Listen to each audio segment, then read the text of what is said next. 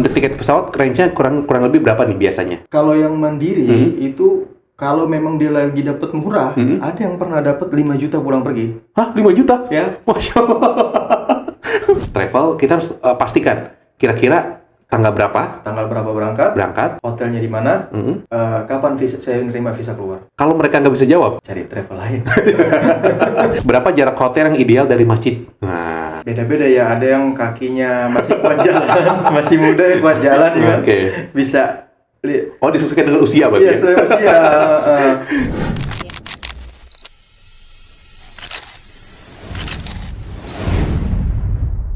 Oke, halo Sobat Oka, balik lagi dengan saya Kang Man di podcast Cerita Oka. Kali ini berbeda banget, karena kita akan ngebahas sesuatu yang religius.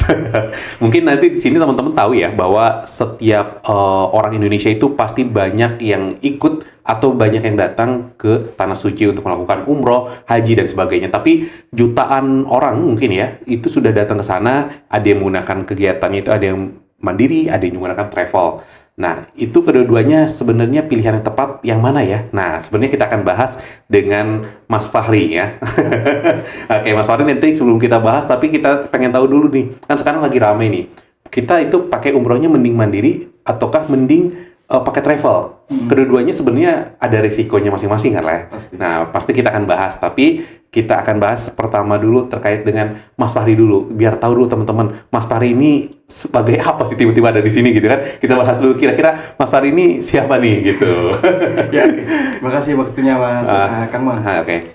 Assalamualaikum warahmatullahi wabarakatuh. Waalaikumsalam Perkenalkan saya Fakhri. Saya dari Muassasah Manarataba.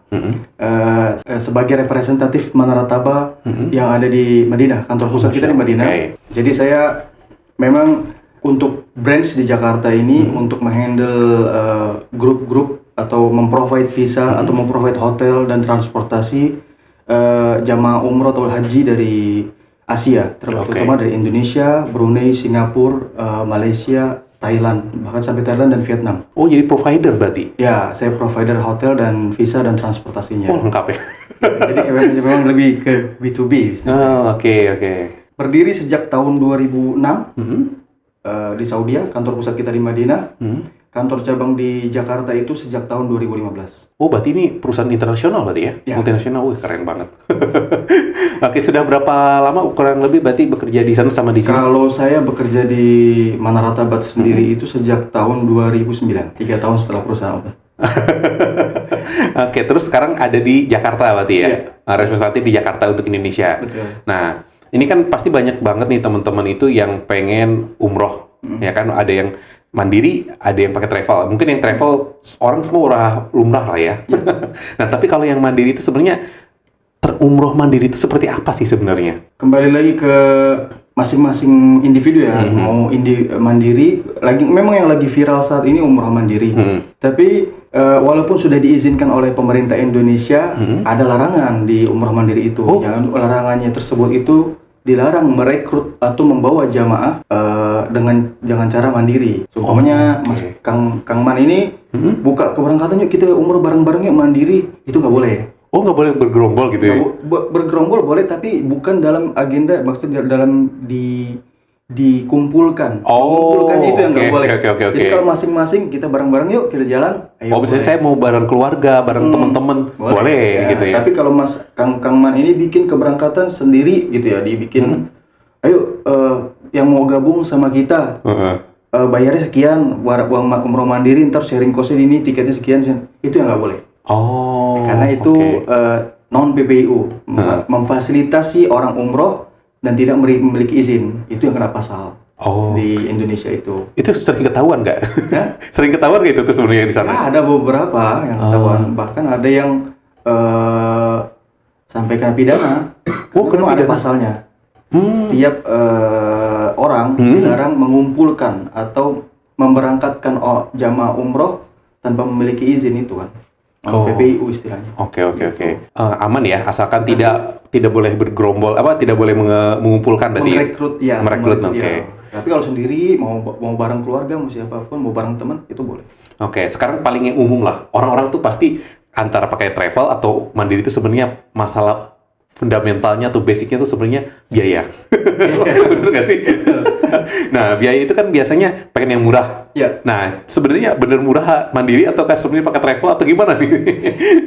Kembali lagi, biasanya orang-orang yang umroh mandiri itu orang-orang yang udah pernah umroh sebelumnya, udah Oh, beberapa kali rata-ratanya umroh. ya? Iya, karena dia bosan mungkin dengan template travel yang itu aja, Oke. city-nya ke sana, ini dia udah tahu nggak perlu city tour saya ke sana.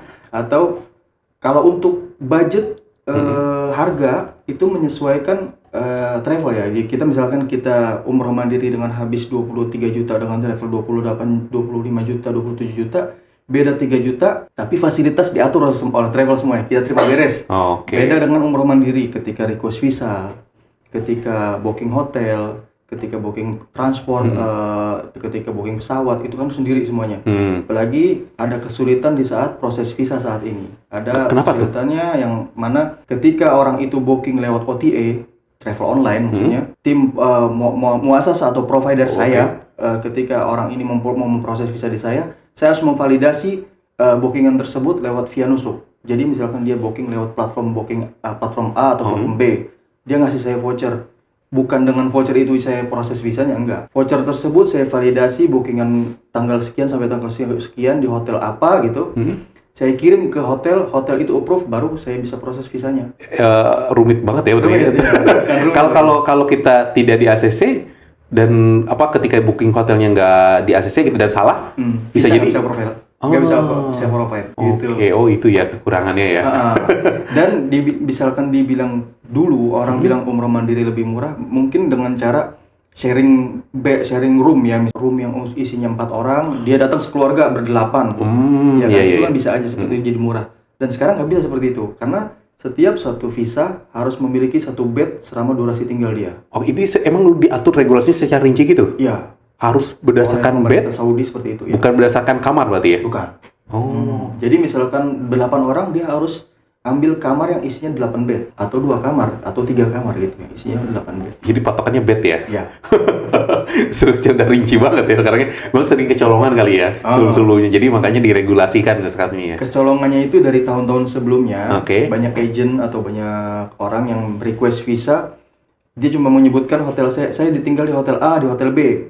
Ketika di hari H dia datang di sana, hotelnya full. Ternyata dia belum booking. Saat proses visa cuma menyebutkan aja nama hotel. Oh. Jadi kalau sekarang nggak bisa menyebutkan nama hotel, kita validasi. Muasasa atau provider itu validasi, Bu. Sekarang kita coba breakdown ya satu-satu. Kita perbandingkan, kan mungkin tadi sini teman-teman perlu ada perbandingan yang rasional gitu. Kalau kita pengen umroh mandiri maupun yang pakai travel, nah kita coba bedah ya. Pertama kalau kita ini asumsi aja karena kan harga itu fluktuatif ya. Nah, harga itu fluktuatif. Nah, kalau tiket pesawat kalau kita mandiri kurang lebih sama yang agen itu sama nggak sih? Umroh mandiri kadang-kadang mereka dapat tiket promo. Kalau yang mandiri. Oh, mandiri. Ya. Oke. Biasanya maskapai itu ada tiket promo. Setiap keberangkatan itu ada 5 atau 10 seat. Oh. Beda dengan travel agent. Ketika travel agent itu booking, dia booking block seat. Oh iya. Ya, yang dimana block seat tersebut belum diisi nama sampai H-1 minggu atau H-2 minggu baru diisi nama. Jadi ada bisa kemungkinan diganti orang atau orangnya batal, bisa ada kompensasi gitu ya. Beda dengan umroh mandiri, dia harus isut di hari itu juga. Memang harganya lebih murah 1 juta 2 juta, tapi dia harus isut di hari itu juga. Ketika orang itu sakit atau meninggal, ya udah hangus. Even ketika visanya nggak disetujui? Ya, hangus. Resikonya di situ. Berarti pesan visa juga kan harus benar-benar mateng ya. Harus matang. Visa pesan tiket itu, ya. Visa dan sebagainya harus benar-benar valid ya. Betul. Okay. Tiket dan hotel itu harus benar-benar valid. Mereka harus make sure, dan hotelnya juga nggak bisa sembarangan semua hotel, harus hotel yang terdaftar di nusuk. Oke, nah itu caranya taunya untuk teman-teman mandiri nih. Kira-kira di mana itu tuh? Ada tutorialnya, saya pernah bikin. Komen mau nanti kalau ini ya.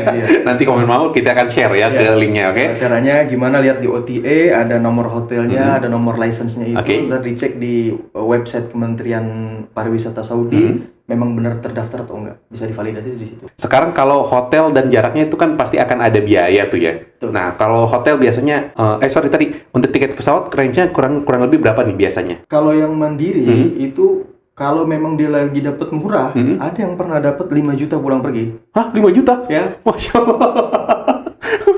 Keren kali ya. Ya. Itu Pernah ada mempengaruhi sih high season, low season gitu. ya mempengaruhi pastinya. Oke. Tapi mereka ada yang pernah dapat 5 juta pulang pergi, 6 juta pulang pergi. Itu yang mungkin murah ya. Tapi itu juga untung-untungannya, namanya kan yang lihat platform dia bukan kita aja seluruh dunia kan gitu kan. Dan pernah ada kejadian 2 tahun lalu gitu ya, website suatu maskapai, nggak bisa disebut, dia error atau gimana, ya itu harganya 5 juta. Oke, 5 juta. 5 juta dan dia sempat maskapai tersebut sempat minta klaim untuk dibatalkan. Tapi karena udah terlalu banyak yang isut, mereka kumpul komunitas diserang itu maskapai ya. Akhirnya dia nyerah ya, berangkat. Oke, berarti start from 5 juta sampai berapa kira-kira normalnya? 5 juta sampai 13 juta. Itu PP. Oke, berarti 15 juta ya, PP 5 sampai 15 juta. Wah, lumayan juga ya. Itu pesawat. Sekarang kalau kira-kira kalau hotel nih.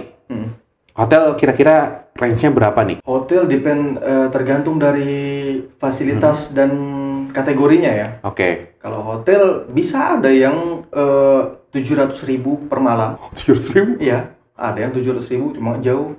2 kilometer ya kan, 2 kilometer atau 3 kilometer dekat di Azizia, dekat Mina tempat jumrah itu. Ada di sana hotel bintang 5 yang harganya 700.000. Lumayan juga. Tapi jauh. Oke. Biasanya kalau lewat OTA itu nggak ada pilihan opsi makan 3 kali. Beda dengan travel. Kalau travel kita difasilitasi dengan makan sehari 3 kali. Biasanya kalau hotel standar lah, breakfast only atau room only. Berarti kalau itu kan 750 tuh kalau yang paling murah banget ya? Ya.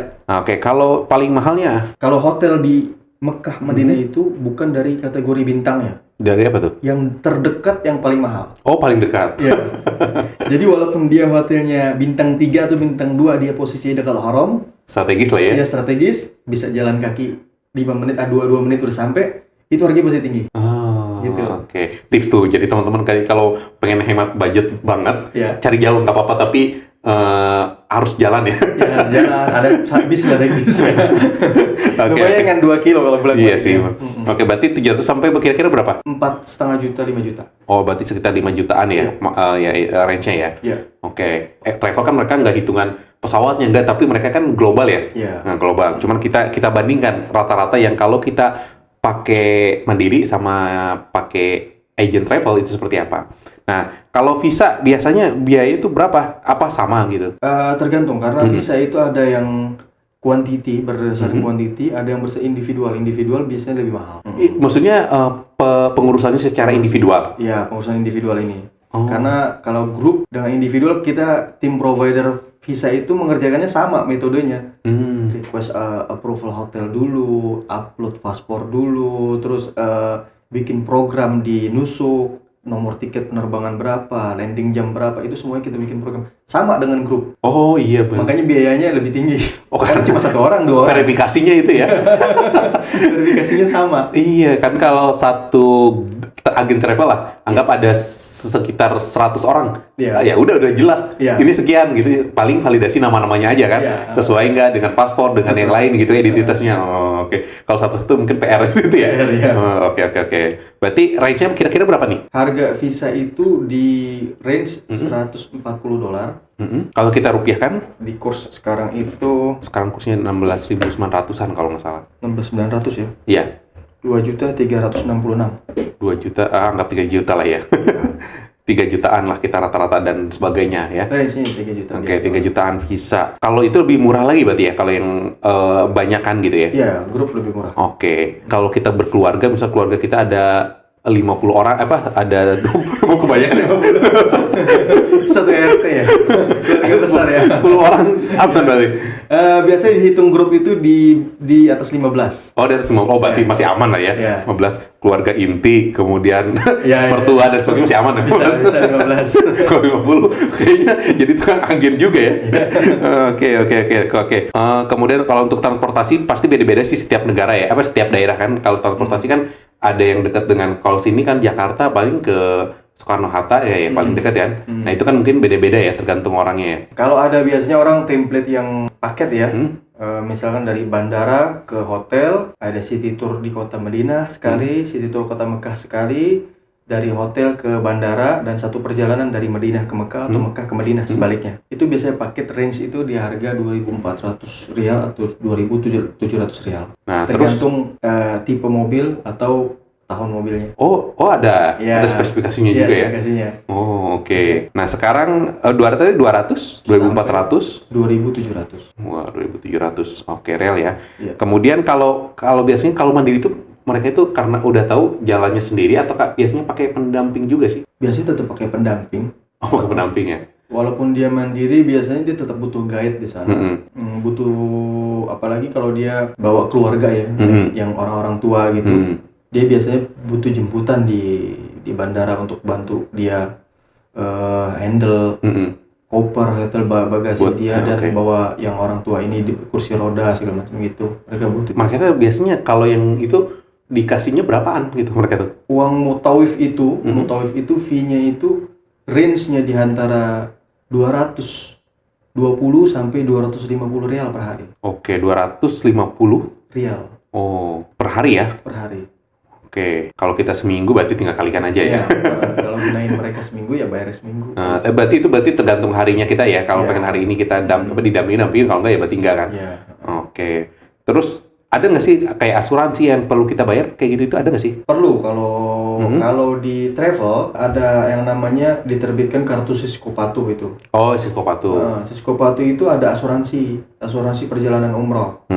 Tapi kalau untuk proses visa kita nggak membutuhkan asuransi tersebut. Oh. Nggak membutuhkan karena di visa tersebut sendiri udah ada asuransinya. Di visanya? Iya, visa Saudi itu umroh udah ada asuransi. Oke. Jadi kalau kenapa-napa di Saudi rumah sakit kita bisa cover dengan menunjukkan visa tersebut. Oh, ya. Dengan visa ini ya. Tapi visanya nggak berikut perjalanan dari Jakarta ke Saudinya. Oh, kan? Berarti selama di sana ya? Di Saudi aja. Kalau yang Sisko Patuh? Sisko Patuh itu melingkupi semua. Oh. Dari Jakarta sampai balik ke Jakarta, dari Surabaya sampai balik ke Surabaya gitu. Itu harus bayar kira-kira berapa tuh di Sisko Patuh range-nya? Itu tergantung kategori. Standar itu di harga 75.000 sampai 200.000. Oke, 75 sampai 200.000. Oh, mendingan harga bayar asuransinya. Mendingan bayar ya, takut kenapa-napa. Iya. Terus kalau ini terakhir, dana darurat perlu nggak sih? Pasti perlu. Kira-kira berapa dana darurat yang kita perlu siapkan nih? Kalau dia semakin banyak belanja itu kan paling banyak. Oh, itu tergantung belanja kitanya. Padahal di Tanah Abang di sini juga banyak ya. Iya, biasanya kan nitip ini dong teman gitu. Terus koper juga nanti kenal lagi ya kalau kita kelebihannya. Oke. Harus diperhatikan untuk orang mandiri mau seperti itu. Koper tiket mandiri itu kopernya cuma satu, bukan 2 koper ya, nggak bisa bawa dua piece. Artinya harus diperhatikan itu timbangannya, nggak boleh lebih dari timbangan. Dendanya itu harus lebih besar nanti. Iya sih benar. Nah itu seperti pertimbangkan buat teman-teman yang pengen umrohnya secara mandiri. Nah tapi secara ini saya tadi coba hitung-hitung ya, mulai dari tadi obrolannya tiket pesawat, hotel, visa, transportasi, pendamping ibadah, asuransi sampai ke dana darurat lah ya. Ya emang kurang lebih sekitar 20 sampai 25 jutaan. Ya. Bener. Udah saya tadi hitung nih kurang lebih 20 sampai 25 jutaan kalau berangkatnya mandiri. Ya. Tapi kalau pakai agent travel kira-kira berapaan? Travel sekarang ada yang jual 23 sampai 27 juta, depend tergantung hotelnya. Oke. Gitu kan? Itu berarti beda tipis sebenarnya ya. Emang beda tipis, saya bilang. Oh bener ya, udah tipis ya. Cuman kalau tipisnya kali 15 orang ya lumayan gede ya. Iya. Kalau satu keluarga 5 orang lumayan ya. Tapi kan kembali lagi kita terima beres dengan ngurus sendiri. Itulah yang bedanya ya. Nah, sekarang kita bahas ke situnya. Sekarang tadi kan kita sudah ngebahas pembagian biayanya ya, perbandingan biaya. Kalau kita mandiri sama berangkat pakai agen travel. Ya mungkin perselisihnya cuma 3 juta sampai 2 juta setengah, bahkan sampai 5 jutaan lah ya maksimal. Artinya 5 juta itu atau 2 juta setengah ini mungkin selisihnya nggak terlalu besar, cuman ada resiko ataupun keuntungannya. Kita akan bahas sekarang nih. Oke, kita bahas dulu kalau resiko. Kita bahasnya kalau yang enak-enak nggak usah lah. Kalau enak ya udah jelas ya. Udah jelas. Kita bahas dulu yang resiko paling banyak gitu ya untuk teman-teman yang umroh mandiri. Mungkin seperti tadi salah hotel atau apa gitu. Ada lagi nggak kira-kira? Betul. Kadang sering terjadi itu. Mereka hotelnya itu dia nggak tahu lokasinya, ternyata jauh banget dari prediksi dia. Karena ada beberapa hotel yang namanya hampir sama di Saudi itu, di Makkah Madinah khususnya. Misalkan Mas Kang Man ini searching booking di platform OTA Andalus. Kang Man, oh hotel di sini deket nih. Ternyata yang Kang Man lihat itu Andalus yang deket. Yang Kang Man booking itu Andalus yang 3 km dari Haram. Namanya sama-sama Andalus. Oke, gitu. teliti ya. Sering terjadi seperti itu. Terus sering terjadi juga ketika jamaah sakit. Mereka umroh mandiri, pernah kejadian ada di saya itu umroh mandiri suami istri, istrinya meninggal, kecelakaan di Mekah, suaminya 2 hari kemudian sakit. Jadi dia yang harusnya keluar tanggal sekian, tanggal 10 lah kita sebut ya, sampai tanggal 15 belum keluar. Saya kontak susah, akhirnya saya kerahkan tim di sana, ketemulah dia ada di rumah sakit dirawat. Orang itu minusnya apa nih? Kekurangan di umroh mandiri. Ketika terjadi apa-apa, nggak ada yang bantu dia. Beda dengan travel, ada yang mengcover, ada yang langsung di tempatnya itu ada ya, ada pendampingan ya.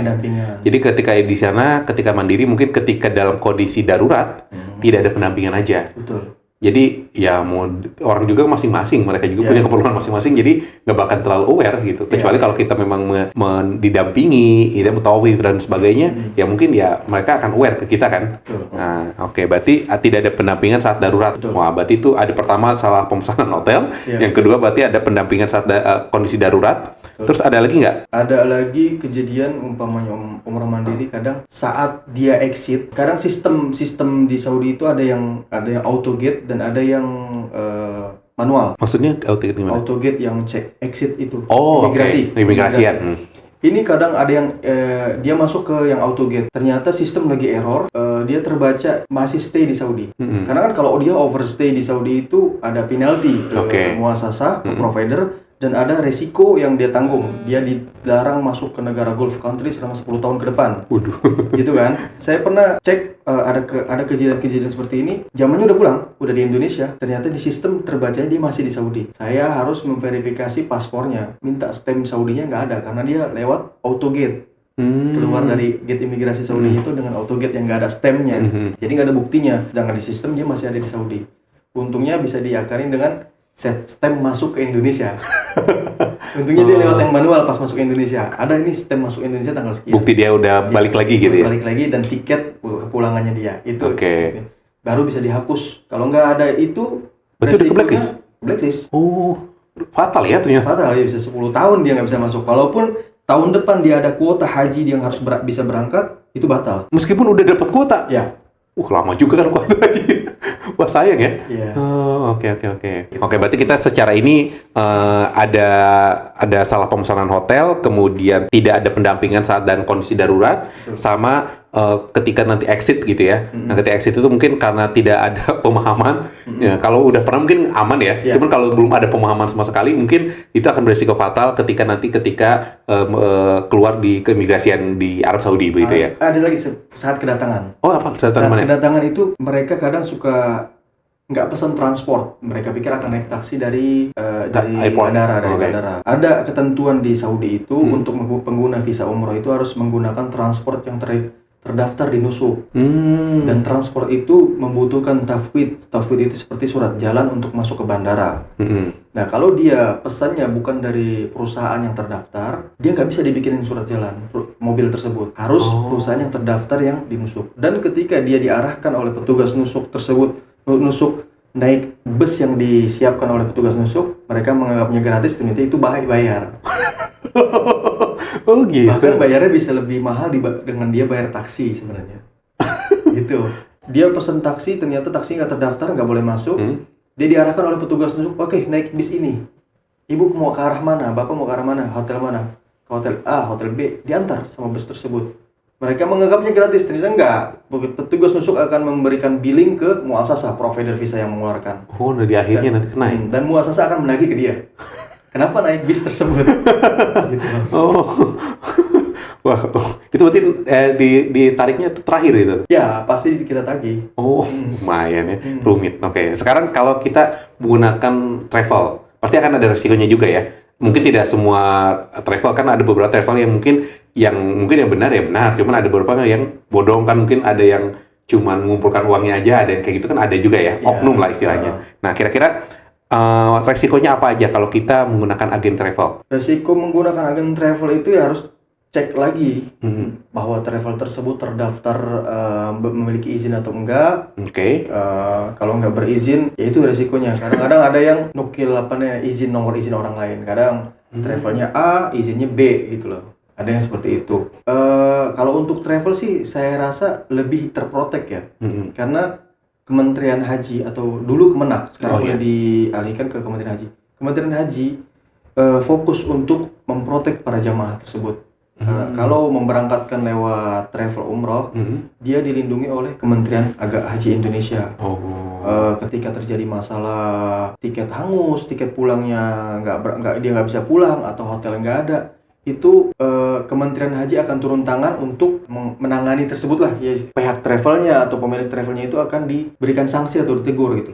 Ada perlindungan sendiri dengan travel umroh. Resiko yang kita harus waspadai untuk menggunakan agen travel adalah legalitasnya cek begitu ya. Apakah dia sudah terdaftar atau enggak? Karena kalau yang tidak terdaftar ya artinya Kementerian Haji juga nggak bisa memprotek kan, karena ya bodong gitu kan. Nggak ada. Nah makanya jangan teriming-iming mungkin ada over promise atau apa. Nggak boleh gitu ya. Pastikan semua dokumen, semua izin dan sebagainya itu valid, dan itu bisa diceknya di mana sih? Kalau dulu namanya website Kemenak. Kalau sekarang mungkin baru ya websitenya, saya belum lihat lagi, belum googling. Mungkin di Kementerian Haji ada nomornya berapa, kelihatan kok nama direktur. Detail ya. Jangan sampai cuman lihat nama PT-nya aja tapi ternyata yang lainnya berbeda. Nah, itu lihat di iklan di Instagram atau di TikTok banyak nih keberangkatannya ini harganya murah, jangan tergiur dengan itu. Kita harus cek lagi. Oke, nanti kita akan bahas nih. Sekarang kita akan bahas nih terkait dengan beberapa pertanyaan yang sering muncul juga nih. Nah, nanti juga yang tadi akan berkaitan juga ya dengan kita cara mensikapi kalau ada yang kayak tadi harganya ya murah banget tapi dijanjikan misalnya harga 15 juta berangkat dengan jalan-jalan kesini kan nggak masuk logika juga ya. Betul. Nah, kalaupun hitung mandiri juga tadi kan nggak masuk sebenarnya kan. Mandiri aja udah 20-an. Kalau 15 juta bisa teman-teman jalan-jalan ke Turki dan sebagainya, kayaknya nggak masuk akal ya. Udah ada indikasi. Nah, benar. Jadi teman-teman harus jeli ya. Jadi untuk teman-teman yang pengen melakukan umroh, itu harus pastikan jeli ya. Jangan sampai termakan janji-janji iklan atau marketingnya. Oke, ini beberapa pertanyaan yang saya sudah riset ya. Pertama, apakah umroh mandiri legal di Indonesia? Umroh mandiri legal. Bahkan kemarin saya sempat dengar dari Wamen ya, Pak Daniel Azhar, membolehkan para jamaah masyarakat Indonesia untuk menjalankan umroh, karena nggak bisa ditolak, nggak bisa dipungkiri bahwa Saudi memang sudah membuka lebar untuk fasilitas umroh sendiri tanpa perusahaan ya. Dulu kan ada dengan perusahaan yang sebagai sponsornya. Jadi memang legal. Yang ilegal itu yang merekrut jamaah. Ya, itu yang nggak boleh. Tapi jamaah sendiri umroh mandiri itu legal. Oke, ada nggak sih syarat minimal yang harus dipenuhinya? Syarat minimal itu seperti saat proses visa. Yang saya butuhkan itu kan memang tiket pulang pergi, hotel selama dia tinggal di sana. Ya standar template seperti orang mau visa di negara manapun gitu kan. Mau keluar negeri kan minimal paspor, berarti kan paspor data dirinya ya. Kemudian nanti tiket pesawat sama nanti di sana mau tinggalnya di mana gitu harus jelas ya. Harus jelas. Itu yang paling penting ya teman-teman. Paling ada tambahan di vaksin. Vaksin, oke. Vaksin meningitis itu yang diperlukan di Indonesia. Biasanya dicek di counter check-in saat check-in tiket. Ya. Pastikan berarti sebelumnya kita harus sudah vaksin dulu berarti ya. Vaksin ya yang dihitung itu 2 minggu, di atas 2 minggu setelah suntik, sebelum keberangkatan. Berarti kita 2 minggu sebelum berangkat itu kalau bisa sudah disuntik gitu ya? 1 tahun sebelumnya juga boleh, tapi jangan yang 3 hari yang lalu baru suntik mau berangkat. Jangan. Itu nggak berlaku vaksinnya. Oke, pokoknya maksimal di 2 mingguan ya? Iya. Oke, terus ada pertanyaan lagi nih. Apakah bisa menggunakan visa turis untuk umroh? Bisa. Bisa. Visa turis, visa ziarah, visa apapun itu bisa melakukan umroh. Oke, secara praktiknya menggunakan itu gimana? Di visa turis untuk paspor Indonesia itu nggak ada syarat dan ketentuan berlaku. Jadi misalkan untuk visa turis, untuk pemegang paspor Indonesia itu harus memiliki izin tinggal atau visa UK atau visa Schengen atau visa USA Amerika. Kalau mereka memiliki visa tersebut di dalam paspor, mereka bisa melakukan request visa turis di Saudi untuk visa umroh, visa turis Saudi ya. Tapi kalau nggak ada, itu ketika sampai di Saudi diperiksa nggak ada visa Schengen atau visa Amerikanya, itu akan di-cancel visa turisnya. Terus? Ya nggak boleh masuk, pulang lagi. Waduh. Oh. Pernah ada kejadian tahun lalu ya. Tahun lalu umroh di bulan Syawal. Oke. Saya kan provider visa memang sudah tutup di Syawal. Ada agent travel, dia berangkat di Syawal telat memproses visa umrohnya. Dia pikir visa umroh masih buka sampai tanggal. Bukan buka. Kita memfasilitasi kayak sekarang tahun ini sampai tanggal 1 Syawal. Oke. Ya. Tapi kan tanggal 25 Ramadan kita udah tutup, udah libur. Iya.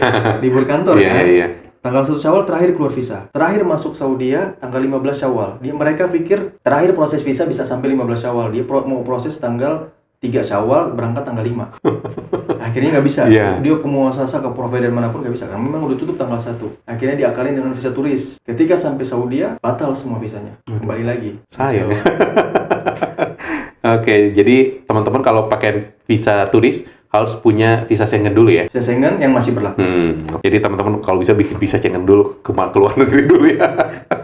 Oke, terus biaya umroh mandiri terbaru tadi kan udah dibahas ya. Kalau biaya versi yang mandiri sama yang pakai agen itu memang kurang lebih selisihnya 2,5 juta sampai 5 jutaan. Ya, jadi itu tergantung dari teman-teman pilih resikonya yang mana. Kalau teman-teman berani mengambil resiko untuk mengambil yang tadi yang mandiri, ya nggak apa-apa, asalkan terima resikonya. Tapi kalaupun pakai yang agen atau travel, ya terima resikonya juga asalkan tepat pilihan agennya ya. Kalau ya kagak salah ya asal-asalan ya lapor tuh uangnya. Harus diverifikasi ketika daftar ke agent itu hotelnya, kapan terbangnya. Oh, itu yang perlu diverifikasi ya? Iya, kapan terbangnya, tiketnya udah di booking atau belum. Jadi kan ketika mereka udah mengeluarkan tanggal, itu kan berarti udah fix definite tanggal sekian dia akan berangkat. Hotelnya juga. Tanggal keluar visa diverifikasi kapan saya akan menerima visa. Jangan Ntar H-1 baru dikasih, akhirnya H-1 ada kendala sistem trouble, nggak keluar, tiket hangus, nggak batal berangkat. Oh, jadi yang harus kita lakukan dari awal tuh harus benar-benar ketika kita ketemu dengan agen nih misalnya, travel, kita harus pastikan kira-kira tanggal berapa berangkat, hotelnya di mana, kapan saya menerima visa keluar. Kalau mereka nggak bisa jawab, cari travel lain. Tapi untuk saat ini yang umroh biasanya mereka sudah punya kuota dan target gitu ya? Berarti udah punya mereka. Tanggal berapa mereka berangkat. Biasanya travel umroh itu udah ada jadwal. Kapan dia berangkat, kapan berangkat. Ketika kita mau tanggal ini ternyata udah full. Adanya yang besoknya atau yang minggu depannya gitu. Ada seperti itu. Karena mereka kan sudah booking duluan. Karena kan harus booking pesawat, booking hotel. Nggak bisa sembarangan kan? Makanya mereka sistemnya blocking kan? Blockingnya satu blok gitu. Block sheet ya. Jadi nggak cuma satu-satu. Oke. Nah, jadi teman-teman itu ya harus diperhatikan. Ketika nanti kalau teman-teman mendaftar ke agen travel. Nah, kemudian selanjutnya, berapa jarak hotel yang ideal dari masjid? Nah, yang ideal enak lah buat ke masjid. Beda-beda ya, ada yang kakinya masih kuat jalan, masih muda ya kuat jalan ya. Bisa. Oh, disesuaikan dengan usia berarti? Iya, sesuai usia. Karena untuk Madinah nih, lingkaran ini Masjid Madinah, ini pelatarannya ini, sekeliling ini, dari pelataran ke masjid itu bisa 250 meter. Waduh, lumayan ya. Iya kan? Pelataran depan bisa 300 meter atau bab salam ini nih ya 300 meteran ini dari pelataran ke haram. Biasanya hotel itu setelah pelataran. Jadi kisaran 350 meter lah. Kalau paling terdekat. Paling dekat di Madinah. Kalau di Mekah ada yang paling dekat itu yang di Tower Zamzam yang Clock Tower itu. Oh iya benar. Tapi kita harus perhitungan lagi. Misalkan kita ngambil di samping Clock Tower jaraknya 300 meter. Dengan jalan kaki 5 menit gitu kan.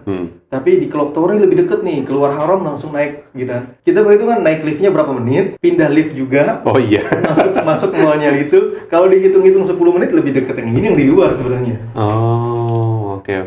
Karena nggak banyak transit lah ya. Ya, itu rata-rata hotel-hotel yang di Clock Tower itu lobbynya itu di lantai 11, lantai 10. Oh. Bukan di bawah. Jadi masuk mall dulu, naik mall, terus naik lift, abis liftnya ngantri gitu kan. Terus naik ke lantai 11 baru naik lift lagi untuk ke lobby.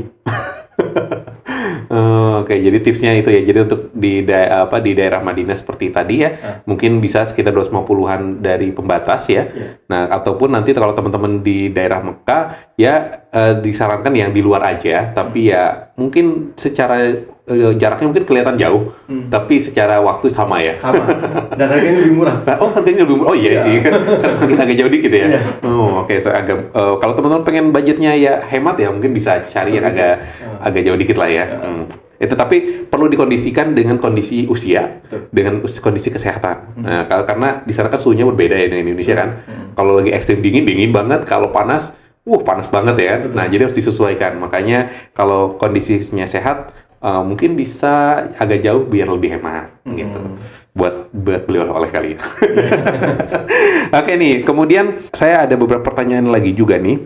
Kalau kita itu gimana sih caranya cek travel umroh resmi? Tadi sebenarnya udah cek ya. Ada di PPI ya, di Kemenag gitu ya, Kementerian Haji kalau sekarang ya. Kemudian ciri-ciri travel umroh bermasalah atau beresiko tinggi biasanya seperti apa atau red flag-nya travel gitu? Ciri-cirinya itu kalau dari harga deh, dari segi harga. nggak tentu juga. Kadang ada harga murah, dia lagi promo. Oh, ada juga ya? Kadang ada yang nipu harganya lebih tinggi. Oh, gitu? Iya kan? Ada pernah case saya kejadian. Dia bayar paket 30 juta. Kebetulan travel agent tersebut issued visa di tempat saya. Dia bayar 30 juta. Dia bilang ternyata saat keberangkatan ada uang tambahan 10 juta. Karena dia bilang tiket keberangkatan hangus. Dan saat kepulangan, dia bilang tiket kepulangan hangus juga. Minta lagi dengan ke agent 9 juta. Jadi artinya agent jamaah itu udah bayar 30 juta plus 10 juta plus 9 juta. Tapi jamaah keberatan saat itu kepulangan. Sampai 1 hari penuh di Jeddah, saya jemput jamaah tersebut ke Mekah. Di Mekah saya briefing mereka bahwa kalau dengan cara tersebut, Bapak Ibu di bandara terlunta-lunta seperti itu sampai dideportasi oleh Kementerian Haji Saudi, ya artinya Bapak Ibu akan di blacklist sampai 10 tahun ke depan. Gitu kan. Dia bilang baru si jamaah ini menjelaskan kronologinya, dia udah bayar tambah biaya lagi, pulangnya disuruh minta lagi tambahan biaya gitu. Akhirnya saya bilang ya udah kalau memang ada dananya beli aja sendiri, nggak usah kasih ke agentnya lagi. Oh, beli tiketnya di sana ya? Pulang sendiri. Oh, jadi ada red flag juga, bukan hanya nggak gagal berangkat, tapi sudah berangkat pun kena juga ya? Ya, ada juga, jadi harus hati-hati ya? Hati-hati. Oke. Berarti kita harus melihat agen yang benar-benar transparan. Iya, kita bisa lihat track recordnya dia lah. Dari zaman sekarang udah bisa lihat di media sosialnya atau di googlingnya pernah bermasalah atau enggak kan gitu kan. Jadi tadi yang paling penting adalah validitasnya ya. Coba cek semuanya. Kalau kita daftar gitu ya, misalnya seandainya kita pengen umroh ke satu agen ataupun kita mandiri dan sebagainya, sebenarnya ada sistem refund nggak sih kalau kita batal gitu? Kalau agent itu kalau ada ketentuan H- berapa ada refund berapa persen. Oh, oke. H- berapa persen, makin deket waktu keberangkatan biasanya refundnya makin sedikit. Oh iya. Ya, tapi kalau dari mandiri itu tergantung dari platform yang dia pesan itu. Oh, ada term condition-nya ya, mereka tuh. Saat pesan hotel kan ada yang pay on arrival atau bisa dirubah, dibatalkan sebelum tanggal sekian. Ada yang udah langsung dibayar. Gitu. Begitu juga tiket, ada yang bisa di non refund. Berarti ketika dia batal, ya udah hangus. Oke, ini terakhir nih. Kapan sih waktu yang tepat ya biar efisien secara budget? Yang cocok buat teman-teman berangkat mandiri itu? Kalau mau murah, itu di awal musim. Awal musim itu setelah haji. Oke. Di bulan-bulan Muharram. Oh. Ya, tahun ini jatuhnya di bulan Juni akhir. Juni ya. Tapi kalau mau momen yang bagus saat winter. Winter itu di antara bulan November akhir sampai Februari. Itu cuacanya bagus, dingin. Karena panasnya di Saudi nggak kayak panasnya di Jakarta. Itu panasnya di Saudi, khususnya di Madinah itu bisa mencapai 55 derajat. Masya Allah. Itu bisa air kerannya itu bisa kita bikin seduh teh hangat saat di musim panas gitu. Apalagi yang biasa orang-orang daerah yang di pegunungan biasa dingin, tiba-tiba kena panas seperti itu bisa mimisan setiap hari. Oke, jadi untuk teman-teman yang kondisi kesehatannya kurang baik, disarankan sih di sekitar bulan November sampai Februarian lah ya. Ya, itu bulan musim dingin. Tapi secara biaya lebih mahal atau gimana itu? Masih nggak terlalu masih normal ya? Masih normal. Biasa mahal itu di peak season itu di bulan Desember. Desember sampai Januari. Dan di Ramadan. Itu harga-harga termahal. Desember, Januari, Ramadan.